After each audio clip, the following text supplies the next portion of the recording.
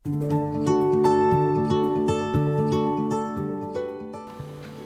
vlog வந்து அவங்க காலையில் ஆஃபீஸ் கிளம்பியுமே நான் ஸ்டார்ட் பண்ணிவிட்டேன். முதல்ல வந்து எனக்கு ஒரு டீ போட்டு வச்சுருவேன். அந்த கேப்பில் வந்து கொஞ்சமாக பாத்திரத்தை தேய்ச்சி முடிச்சுட்டு சுக்ரீத் ராமையும் இப்போ எழுப்பி விட்டுட்டு அப்புறம் வந்து மிச்ச பாத்திரத்தையும் தேய்ச்சி முடிச்சிட்டோன்னா பாத்திரம் வேலை முடிஞ்சதுனாலே அன்றைக்கி டேயே ரொம்ப ஃப்ரீயாக இருக்கும். ஸோ தேய்ச்சி முடிச்சுட்டு அதுக்கப்புறமேட்டு சுக்ரீத் ராமை கிளப்பி விட்டு ஆன்லைன் கிளாஸ் எல்லாமே முடிஞ்சிருச்சு இப்போது. ஸோ ஆன்லைன் கிளாஸ் முடிஞ்சதுக்கப்புறமா நாங்கள் வந்து இப்போது தோசை ஊற்றி சாப்பிட போகிறோம். ஸோ இந்த மாவு பார்த்திங்களா, நான் எப்போயுமே சிறுதானியம் போட்டு அரைக்கிறனால மாவு வந்து வெள்ளை வெள்ளைன்னு வராது, லைட்டாக வந்து ஒரு ப்ரௌனிஷ் கலராக தான் வரும். ஸோ மார்னிங் பிரேக்ஃபாஸ்ட் எனக்கு எதுவும் நான் பெருசாக எடுத்துக்கல. எனக்கு வந்து ரொம்ப இன்றைக்கி வயிறு ரொம்ப ஃபுல்லாக இருக்கிறனால சுக்ரீத்துக்கு மட்டும்தான் நான் இன்றைக்கி மார்னிங் பிரேக்ஃபாஸ்ட் கொடுக்க போகிறேன். ஏன் கத்துன? என்னது என்னது பிஞ்சு போச்சு பேண்ட்டில்? பேண்ட்டில் ஒட்டுன்னு சொல்லக்கூடாது, தைக்கணும்னு சொல்லணும். என்ன சொல்லணும்? பேண்ட்டு கிழிஞ்சு போச்சுன்னா தைக்கணுமா சொல்லணும், ஒட்டணும்னு சொல்லக்கூடாது. ஓகேவா? ஓகேவா அடிச்சல குட்டி? ஓகே. பொடி வேணும், பொடி வேணும். அது கட்டணும். பொடியா? பொடி தான். சரி, எப்போ பாரு பொடி வச்சு தான் சாப்பிட்ற நீ? ஆமாம். ஏன்? ஆமாம் ஆமா சொன்னேன். இந்தவா கிண்டு. ஓகேவா? கை எடுத்துக்கோ. நல்லா இருக்கா? நல்லா இருக்கு பொடி. ஸோ தலைக்கெலாம் பார்த்தீங்கன்னா நான் வந்து பயங்கரமாக ஆயில் அப்ளை பண்ணியிருக்கிறேன். ஸோ நேற்று நைட்டே நான் வந்து ஆயில் நல்லா அப்ளை பண்ணிட்டேன். ஸோ அப்ளை பண்ணி நம்ம நல்லா மசாஜ் பண்ணி விட்டுட்டேன். நார்மலான கோகனட் ஆயில் தான். ஸோ நல்லா மசாஜ் பண்ணி விட்டுட்டோன்னா இப்போ நம்ம காலையில் ஒரு 11:30 12 கிட்ட நம்ம வந்து குளிக்கிறதுக்கு வந்து கரெக்டாக இருக்கும். ஸோ ஒரு 12 hours கிட்ட நல்லா ஊறிடும். ஸோ நமக்கு வந்து அந்த ஆயில் வந்து தலையில் நல்லா நிற்கிற மாதிரி நம்ம பார்த்துக்கலாம். எங்கே குட்டி போகிற? வண்டி போறியா? எந்த வண்டி போகிற? எத்தனை பேக்கு காட்டு பார்ப்போம். 4 பேக் எடுத்துகிட்டு நீ எங்கே போகிற? என்ன வாங்கியிருக்க? எங்கே பேக்கில் காட்டு பார்ப்போம். என்னெல்லாம் வாங்கியிருக்கேன்னு பார்ப்போம். ஓப்பன் பண்ணு. காட்டு, நல்லா ஓப்பன் பண்ணு. ஓப்பன். என்னெல்லாம் இருக்குது? கட்டப்பையில் லேப்டாப் வாங்கிட்டு வந்திருக்கீங்களா? அம்மாடி, கூட என்ன இருக்குது? கன்னெல்லாம் இருக்குது. யாரை ஷூட் பண்ண போகிறீங்க கன் வச்சு?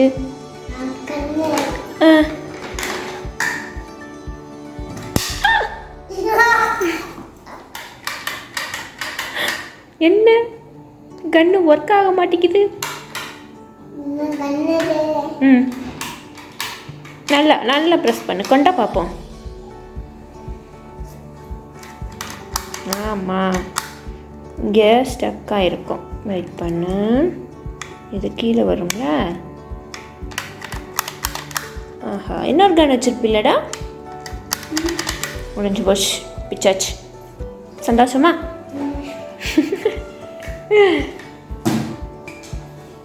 நீ ஏன் வாழ்க்கை என்ன பாட்டு பாடு?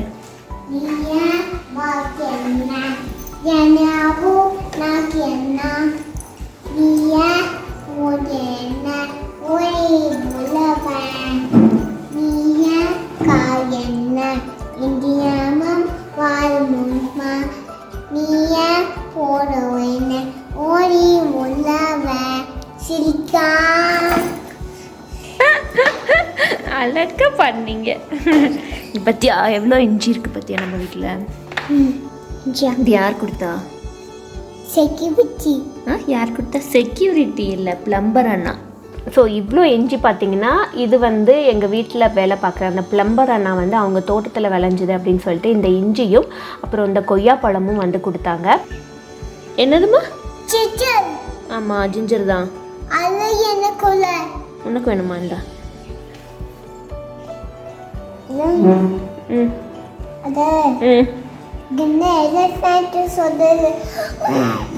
கொண்டா பார்ப்போம். It shapes like dinosaur. See? Coming. Dinosaur is coming to attack. பாரு, நிஜமாலுமே பாரு, டைனோசர் மாதிரி தான் இருக்கு பாரு. இந்த இஞ்சியை வச்சு இஞ்சி பச்சடி இல்லை இஞ்சி தொக்கு இல்லைனா வந்து இஞ்சியை வந்து நல்லா பொடிப்பொடியாக நறுக்கி போட்டு புளி தண்ணியில் போட்டு ஒரு மாதிரி கொதிக்க வச்சு அது ஒரு மாதிரி பச்சடி பண்ணுவாங்க. ஸோ இந்த மாதிரிலாம் கொஞ்சம் ட்ரை பண்ணி பார்க்கலான் இருக்கிறேன். இதெல்லாம் அவங்க ஃபார்ம் ஹவுஸில் வளர்ந்ததான். ஸோ நல்லா ஃப்ரெஷ் ஆகிட்டு வந்தாச்சு. நான் ஹேர் பார்த்திங்கன்னா நல்லா நான் எண்ணெயில் ஊற வச்சனால ஹேர் வந்து நல்லா சாஃப்டாக இருக்குது.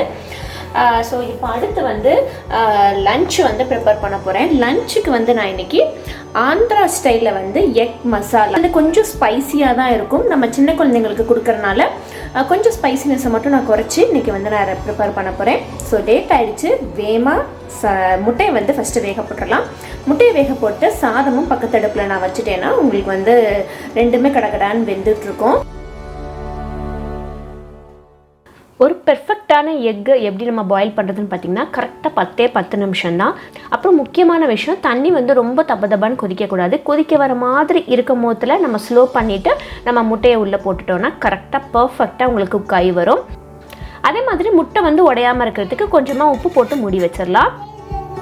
முட்டை அப்படியே என் கையிலேருந்து நழுவி தொப்புன்னு கீழே விழுந்துருச்சு. என்னால் தாங்கவே முடியல. ஐயோ, முட்டை உடைஞ்சதை விட இதை க்ளீன் பண்ணி அந்த ஸ்மெல்லெல்லாம் போக வைக்கிறதுக்குள்ளேயும் எனக்கு போதும் ஆகிடும். ஐயோ நீ வேண்டாம், அம்மா தொடச்சிக்கிறேன். அம்மா தானே உடைச்சேன் முட்டையை, அம்மாவை தொடச்சிக்கிறேன்.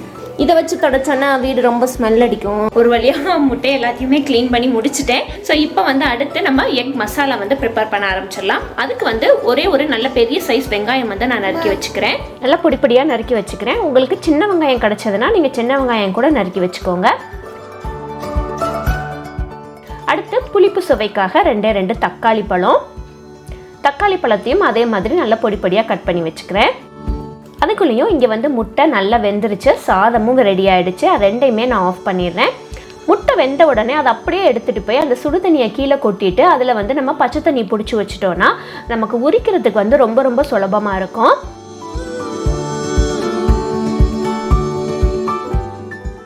இப்போ நான் எல்லா முட்டையுமே உரித்து வச்சுட்டேன். அடுத்து உரிச்ச முட்டையில் ஒரு ஃபோக் ஸ்பூனை வச்சு 4 பக்கமும் குத்தி விட்டுக்கிறேன்.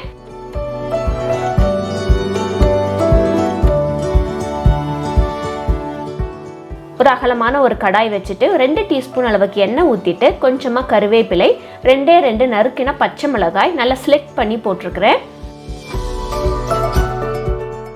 இதுலேயே வேக வச்ச முட்டையை சேர்த்து நல்ல ஒரு கோல்டன் ப்ரௌன் வர வரைக்கும் நான் நல்லா வதக்கி எடுத்துக்க போகிறேன். நம்ம வதக்க அந்த மேலே இருக்கிற லேயர் வந்து நல்லா சுருங்கி சூப்பராக வரும். நம்ம எக் மசாலாவோட சாப்பிடும் போது செம்ம டேஸ்ட்டாக இருக்கும். கூடவே கொஞ்சமாக உப்பு, ஒரு 1/4 டீஸ்பூன் அளவுக்கு மஞ்சள் தூள், 1 டீஸ்பூன் அளவுக்கு மிளகாய் தூள் நான் சேர்த்துக்கிறேன். இந்த மசாலாவோட இந்த முட்டையை வந்து ஒரு 5 நிமிஷம் அளவுக்கு நான் வதக்கி எடுத்துக்க போகிறேன். நல்லா அந்த மேலே இருக்கிற லேயர் வந்து நல்லா சுருங்கி வர வரைக்கும்.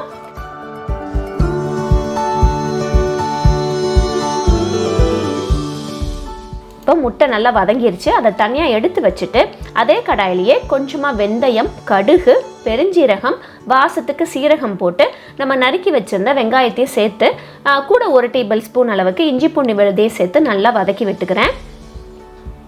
அடுத்து இதோட நறுக்குன தக்காளி வசியட்டும். அதுக்குள்ளே இங்கே பார்த்தீங்கன்னா ஒரு எலுமிச்சம்பழம் அளவுக்கு புளியை ஊற போட்டு நல்லா கரைச்சி வச்சுருக்கிறேன்.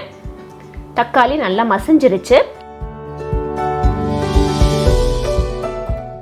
தக்காளி நல்லா மசியையும் மஞ்சள் தூள், ஒரு 2 டீஸ்பூன் அளவுக்கு மிளகாய் தூள், 2 டீஸ்பூன் அளவுக்கு மல்லித்தூள், கொஞ்சமாக மிளகுத்தூள், அப்புறம் வறுத்து அரைச்ச சீரகத்தூள் இதெல்லாத்தையும் சேர்த்து நல்லா ஒரு பெரட்டிக்கலாம். மசாலா நல்லா ருசியாக வரதுக்காக இங்கே வந்து நான் நல்லா எண்ணெய் பிரிஞ்சு வர வரைக்கும் நான் தட்டு போட்டு மூடி வச்சுட்டேன்.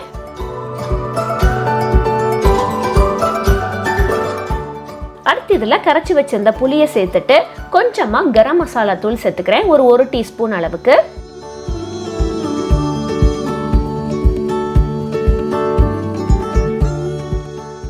கூடவே இந்த மசாலாவுக்கு தேவையான அளவு உப்பு.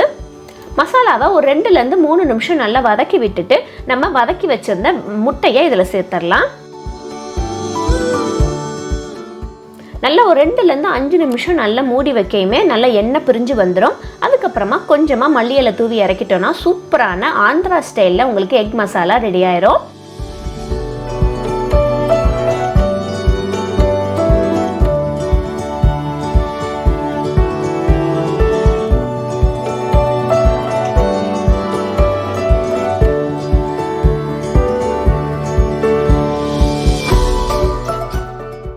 இந்த vlog கண்டிப்பாக உங்களுக்கு பயனுள்ளதாக இருந்திருக்கும்னு நம்புகிறேன். வேற ஒரு இன்ட்ரெஸ்டிங் vlogல சந்திக்கலாம். தேங்க்யூ. தேங்க்ஸ் ஃபார் வாட்சிங்.